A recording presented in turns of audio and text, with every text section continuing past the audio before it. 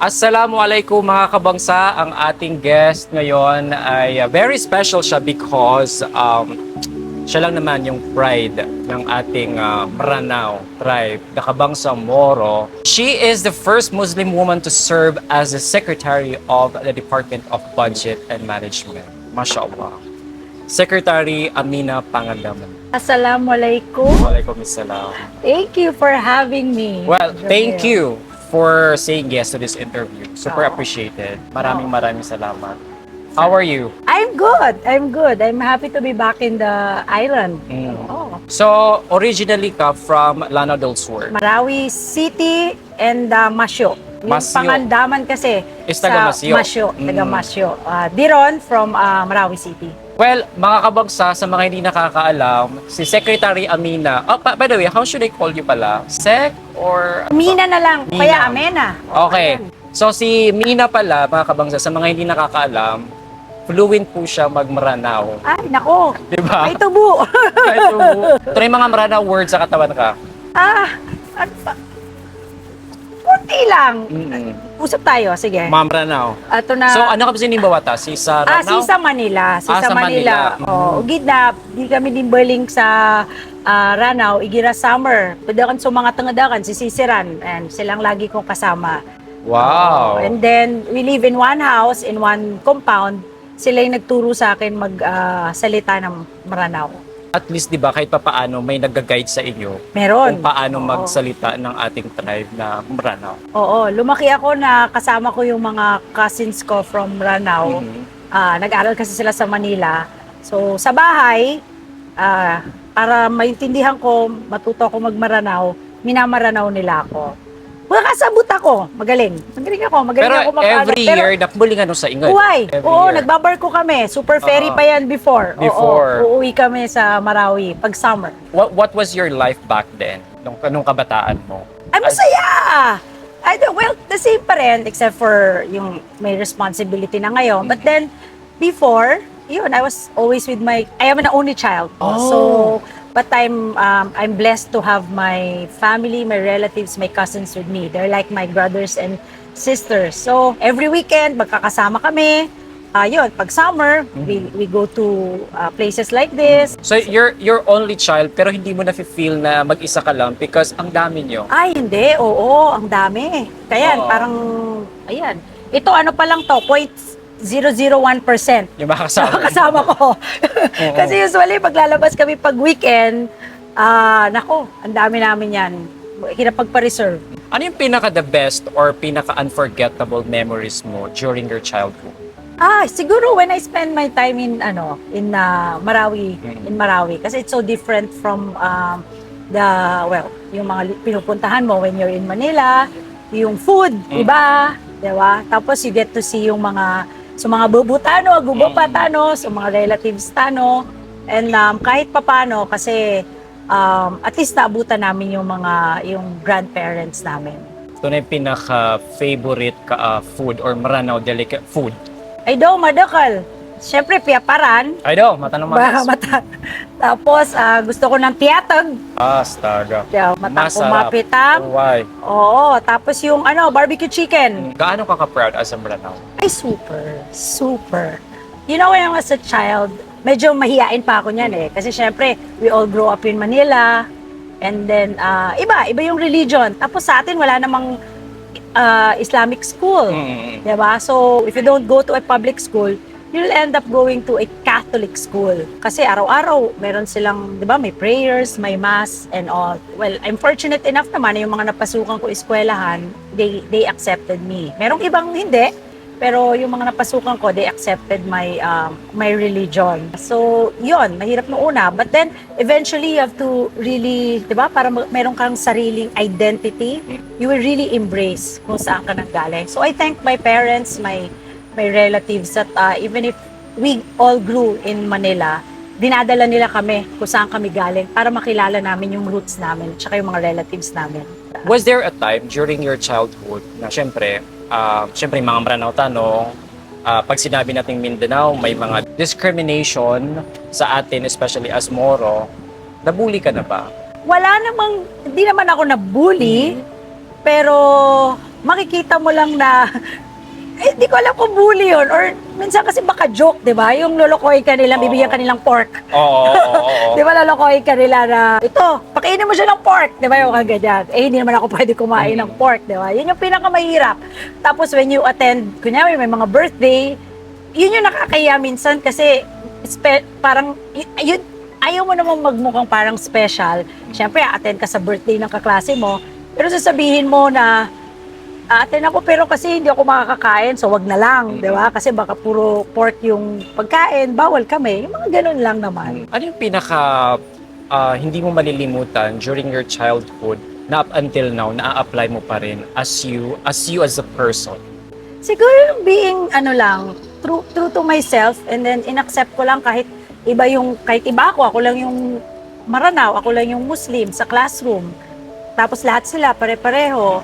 Hindi ko yun ginawang parang as if I'm a burden to them or to the society. I try to blend with them, make friends, but I show them I'm a little, there's difference in terms of culture, in our religion. So okay naman. I think a lot of people accepted that. Siguro importante lang kasi you have to be true to yourself, di ba? Oo. Tapos huwag ka mahiya kung ano ka. So people will accept you. Meron ka bang hindi malilimutan na advice na binigay ng parents mo sa iyo? Ay nako, napakarami. Bukod sa parents ko, napakarami kong mentor. Siyempre sa parents ko, ang pinaka-importante dyan is magtrabaho ka ng mabuti, pag-aaral mo, di ba? Tapos pag may work ka na, trabaho kang maayos, work hard. And at the same time, yung siguro, yung special bonding with the family. That's why I'm very, very close. Sobrang close kami. Makikita yan nung when I was still in public, talagang marami akong posts that I really spend time. I try hard to spend time with my family even if I'm really busy. Lalabas talaga kami. Gagawa namin ng paraan na lumabas kami. Kahit we'll eat together. Sobrang malaking part ng buhay ko yung pamilya ko at saka yung mga relatives ko. Ganun kami ka-close. Family-oriented ka talaga, sir. Super, super, super, super. Pero kung gustong advice sa mga kabangsa natin about family? Ay, yan. Ako, kailangan, importante. Pero I think sa atin, matindi yung spirit ng natin, Yes, di ba? Ng pagmamahalan sa pamilya. So, continue lang. Sana hindi mawala yon. Especially now that karamihan sa mga kabataan, like us or our parents, they go to Manila for better opportunities. Don't forget to go back to your roots. Don't forget kung sino ka. Huwag mong ikakahiya yun because it is something that in the future, magagamit mo para magkaroon ka ng sariling identity, ma-promote mo yung lugar mo, ma-promote mo yung pinanggalingan. Right now kasi, yung lugar natin na Marawi or sa Lanao del Sur, medyo kahit pa paano may improvement. Medyo nakikilala na ng konti yung ating lugar. If meron kang gustong i-promote as sa ating culture as a Muslim or as a Maranao sa Mindanao, ano yon? I think it's I've been promoting this since day one. Yung traditional crafts natin at saka textiles. Mga okera. Mga oker na sa Tugaya, 'di ba, ginagawa at saka yung traditional textiles. I'm actually sad to note that yung mga ibang textiles natin hindi na nagagawa ng manual kasi yan, 'di ba? Oo. Hand woven yan. Wala nang masyado. Yung gumagawa din ng mga oker sa Tugaya, wala na rin, nababawasan na. Hindi na siya napapass on sa mga kabataan. Yun, napakagandang tradition yon na kailangan mapagpatuloy natin. Like yung textile, marami dyan parang print na lang di ba? Ayun. Masakit. Masakit yun for us Oo. kasi gusto natin magtuloy-tuloy yung tradition natin, di ba?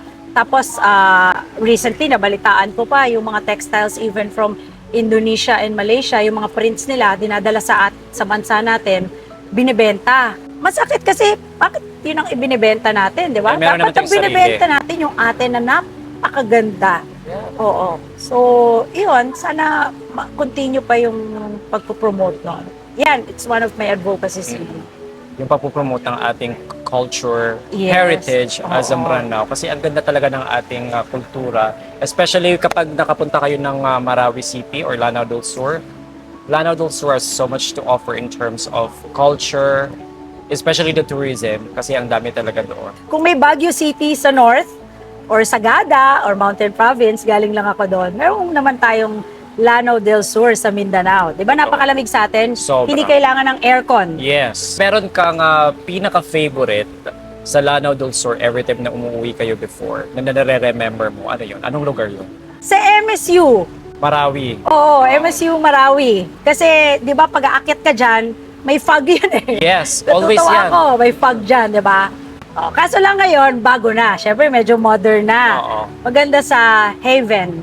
Yung mga restaurants doon sa taas, di ba? Oo, Yung mga coffee shops. Yes. Yan, yan. Masarap Upgraded mag-spend na siya. time with family and relatives. Totoo yun. Sa araw-araw na ginagawa ng Diyos or sa araw-araw na pamumuhay mo dito sa earth. What? May earth? May earth!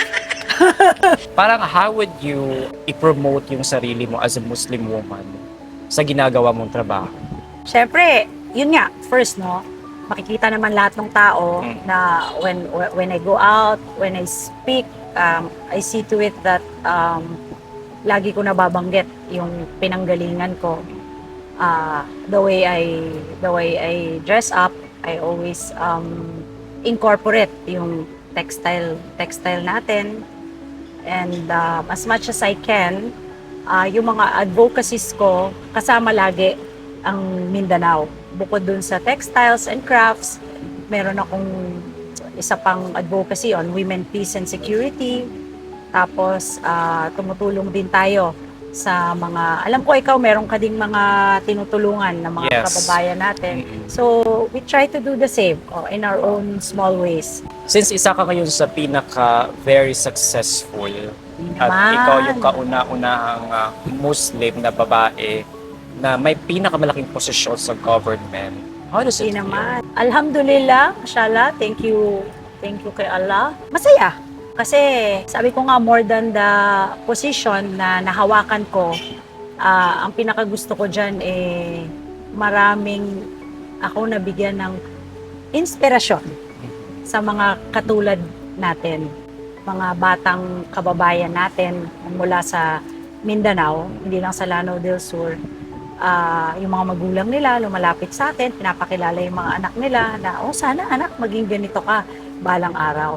Ako, I think yun yung pinaka-importante sa akin, yung maging magandang inspirasyon sa mga kabataan na, again, no, kahit ikaw ay taga Mindanao, kahit ikaw ay isang indigenous, galing sa Highland, galing sa pinakamaliit na munisipyo sa Pilipinas, pwede mong ma-reach kahit anong gusto mo. Kahit hindi sa gobyerno, pwede ka maging magaling na doktor, magaling na abogado. Since isa ka sa mga tinitingala ngayon sa Maranao or Muslim community, any advice sa mga kabangsan natin na gustong sundan ang yapak mo in the future? Hindi madali ang maging public servant. Pero pag yun ay nasa puso mo, 'di ba? Siguro part na rin 'yon ng dahil tayo ay galing sa maliit na lugar. So, pag nasa puso mo, gusto mong tumulong and to make a difference and to show the people that even if we're from the highlands, kaya namin makipagsabayan sa mga nasa Manila, sabi nga nila, at makipagtulungan para matulungan yung ating mga kababayan sa Mindanao and even yung mga kababayan natin and even for the country, yung Pilipinas. At para ano pat naturingan tayong matatapang, isa sa mga matatapang na tribo sa Mindanao, di ba? Yes, Kung matatapang at masisipag. hindi palaban. Oo, Yes. ang mga Maranao. Ang mga Maranao, it's all over the country now. Like parang ang pinaka-proud din ako as Maranao is parang all for one for all tayo. Totoo yan. Oo. Kung nasa ibang lugar ka, kahit hindi mo kilala, basta Maranao. Pag makita mo, iba. Yes. Iba yung pagmamahal. Oo. The last time pumunta ako sa Bulacan, may graduation commencement speaker ako. Nagulat ako kasi akala ko, it's ano hindi naman, medyo parang Catholic school din siya ha. Pero kasi it's a private school in Bulacan, nakita ko ang daming, ang dami nating kababayan. Tapos tinanong ko, syempre narinig ko na nagmaranaw, ang dami talaga nila. So na-delay yung graduation, yung program, kasi lahat yun nakikipag-usap, di ba parang wini-welcome ka, gusto pa ako dalhin sa bahay nila. Oo, malapit lang daw, 5 minutes away, ganyan. So, tigil na masakaw. Oo, napakasaya. Pero prior entering public service, Sec, ano yung pangarap mo talaga sa buhay? Pangarap ko sa buhay. Before. Before? Yung pinakauna. Oo. O gusto ko sana maging doktor. Maging doktor. O bakit? Bakit hindi Kaso lang biglang takot pala ako sa karayong? takot pala ako sa karayom, takot pala ako sa dugo, at saka sa lahat ng yan. Oo. Pero pinangarap mo ba maging public servant? I think eventually, nung college na siguro ako. Oo. Kasi I also came from a political family. Kahit ayaw ko, baka lumalabas lang yon naturally, no? So Yun. talagang lumabas talaga siya Lumabas naturally. lang siya na gusto ko tumulong sa mga kababayan ko. Gusto ko tumulong sa bansa. Gusto ko Ganun talaga, no? to make a difference, di ba? Totoo. Pag meron kang parang initiative to do good, talagang yung destiny talaga yung maglalagay sa'yo na, dyan ka para makatulong ka sa mga kababayan natin. Siguro, kasi nung nakatapos ako nung pag-aaral ko, nung masters ko, biglang nabigyan ako ng chance na magtrabaho sa Senate of the Philippines. So doon talaga nagsimula yung passion ko for public service. So nagtrabaho ako dun sa isa sa mga greatest mentors ko, the late Senate President Edgardo Angara. Sa kanya ko talaga nakita yung totoong definition of public service and gumawa ng mga reforma para makatulong sa ating mga kababayan. If meron kang gustong ma-remember sa'yo ng mga tao, especially the Kabangsang Maranao, ano yun? Sana naramdaman nila kahit papano na nagkaroon sila ng kababayan na nag-represent sa kanila on a national level, that she did her best to represent her tribe, her community, her people. But of course, more than that, no, na isang taong nakatulong para kahit papano ma-uplift niya yung buhay ng mga tao. Hindi naman niya kaya ng isang gano'n lang, di ba? It will take some time. Na kahit papano nakatulong sa mga may nangangailangan, nakagawa ng mga reforms na makakatulong sa ating bansa.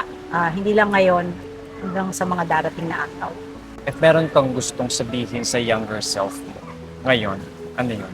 Pagpatuloy mo lang yan. Hold on. Challenges, natural lang yan sa buhay. Alanos kung ano yung nasa puso mo, di ba? At saka kung ano yung totoo. May mga nababasa ako sa social media, although hindi naman to bago, pero gusto ko lang itanong sa iyo. Kasi kapag nasa Manila kasi tayo, mga Muslim, or kahit sa ibang lugar dito sa Pilipinas, ang una agad na impression nila sa atin is padagang sa CD, padagang sa tempered glass. Di ba na tempered glass yung sad? Pagka yung tempered glass, ano mo doon? Comment mo doon. Ako okay lang Ang gusto ko lang sabihin talaga, katulad nung minention ko kanina, tayong mga Maranao, kahit saan mo kami dalhin, kaya naming mabuhay. We are all over the country. Present yan. Traders by heart. Magtatayo kami ng negosyo, gagawa kami ng tama para mabuhay namin yung pamilya namin. It is something that you have to be proud about. Yung iba, niloloko tayo kasi CD. Di ba? Parang kami, negosyo namin yun di ba? Nagbebenta kami. Tsaka kumikita. Oo. Di ba? Para sa pamilya. As long as nabubuhay ka ng marangal, kumakayod ka, wala kang inaapakang tao, then you're good Masaya to ka go. sa ginagawa mo. Yes. Di ba? At maraming umasensong kababayan natin na nagnegosyo sa iba't ibang parte ng Pilipinas. Totoo And yun. we're very proud of them. Daming mga Muslim na mga yayaman. Dami, Secret millionaire. Masisipag kasi. Talaga Yeah. naman. Nauuna sila lagi, di ba? Pag may business. I think isa yan sa isa sa mga culture natin na talagang pinagmamalaki ng kabangsa. yung pagiging porsigido natin sa lahat. Wala tayong inaatras ang laban. For as long as kakayanin talaga. Oo. Kasi nga, syempre, ano tayo, di ba? Lagi sinasabi ng tao, Muslim yan eh. Oo. Di ba? Taga Mindanao yan. Akala nila, hindi natin kaya. Di ba? Pero para sa iyo, yung stigma natin as mga Maranao, kasi para pag pumunta tayo sa isang lugar, kinakatakutan tayo. Kasi syempre, wala ang tanod na medyo mga mararangit wala tayong kinakatakutan. Yung stigma na ba yun is parang wala Actually, na ba? nababawasan na yan, no? Masaya din ako na at least kahit papano, marami ng Maranao. And as well as yung different tribes ang nare-represent on a national level. So, yung mga taong natatakot, yung wala, nababawasan na yan. Ano masasabi mo doon sa mga ibang mga Maranao na namamayagpag din sa iba't ibang parte ng like kunyari sa social media? I'm so happy for them, just like you. Kaya idol na idol kita. Oh. Sabi ko, pag pumunta tayo, pag namasyal tayo sa Boracay, hindi pwedeng hindi ka namin makausap. Kahit wala lahat tong camera na yan. Ano Wow. lang, di ba? Banding lang tayo. Maraming Diba? salamat. Kaso lang hindi tayo Makapag-beach kasi malakas yung beach hangin. kasi po bumabagyo dito. So, masaya. Go lang go. Kasi kapag wala kang trabaho, like parang day off mo, wala kang ginagawa, ano usually yung ginagawa mo sa inyo or sa bahay Sa niyo? bahay, naglilinis, nagbabasa ng libro, kasama ko yung mga pinsan ko, family ko, lumalabas kami, namamasyal, kumakain, nagkukwentuhan. Parang hindi halata no? And then na I naglilinis ka. Naglilinis ako, mahilig ako mag-ayos at Oo. maglinis. Nung busy ako, hindi ko magawa masyado, pero mahilig ako mag-ayos. Meron ka ba Oo. inspirasyon? Inspiration ko, syempre yung mga kababayan ko at ang aking bansang Pilipinas. Corny man, pero ang inspirasyon ko talaga lagi ay yung mga kababayan ko. Oo. Hindi ito na itatanong sa iyo kapag may mga interviews ka. Pero meron ka bang favorite sports? So yun, ang pinagkakaabalahan natin ngayon, no? Oo, hinahanap na nga namin kung merong court dito. Na ano? Just recently, kakastart ko lang, mag-pickleball. Oh, the famous pickleball. Yes, masaya po siya. Actually, gusto ko rin siya itry. Try mo! Maraming ano dito. Parang court meron dito. May nakita ako. Maraming court dito. Kasi ang dami naglalaro. Oo. Actually. Ang dami na, punong-puno. Nagpatanong kami, pero puno siya. Especially sa Marawi, I do. Ay! Langon ni man to mga taga Marawi. Grabe! So mga court throw man to. Matang ko madakal, even so mga tangadaka na duduro, langon siran. At napadaliran. Tapos yung mga courts, di ba? Nagsulputan lahat ng mga courts. It's nice. Kwento sa akin ng mga pinsan ko, yung mga kabataan sa Oo. atin ngayon, imbis na nakatingin lang sila sa Gadgets. cellphone nila Oo. na naglalaro and all, at least may physical activity sila game. Parang nung kabataan natin, Oo. naglalaro tayo sa daan, hindi lang tayo puro computer at saka phone. So, meron sila activities. Good for the health also kasi yung nag-promote yung pickleball kasi mula sa bata hanggang senior may nagpi-pickleball. So, Nagpi-pickleball. maganda siyang bonding with family and friends. And at the same time, di ba? Exercise, that's Yes. good for your health. Totoo Oo. yun. Masaya maglaro ng pickleball. Nasubukan mo na ba? Gusto ko siya itry. Oh, sige. Pag nasa Manila ka, let me know. Maglalaro mag-pickleball tayo. Mag-pickleball tayo Para doon. very exciting siya at saka very Masaya interesting siya. na Oo. na job. Nakakatuwa siya. Inshallah, let me Diba? know. Kompletuhin ang tanong na ito. Ako si Amina Pangandaman at ako ay Ako si Amena Pangandaman at ako ay taga Lanao del Sur, Marawi City, tunay na taga Mindanao. Andang tumulong sa aking mga kababayan anong mang oras yung kailangan.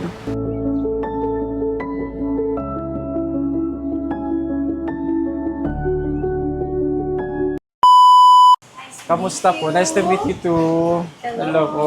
Ganda naman dito. Thank you. Dito tayo. Ayoko kasi yung parang kakausap, yung scripted. Kasi parang nawawala ako sa focus. And then umuwi ako sa sa Ingrid kasi Hindi lang ka umuwi sa inyo. every Ramadan ako umuwi. Oo. Ka Kasi ito Ramadan. para sa mga turili. Oo, nag-ano ako, nag-charity ako for the orphan children.